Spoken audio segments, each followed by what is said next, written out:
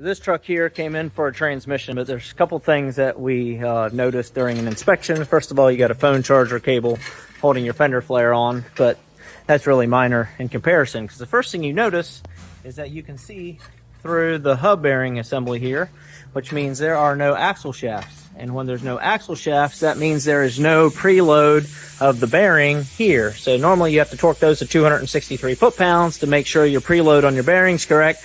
So this significantly increases the risk of this bearing coming apart. So no axles in here, and that means that there's no fluid in the differential. We also see that there is a acorn lug nut right here holding the tie rod end on.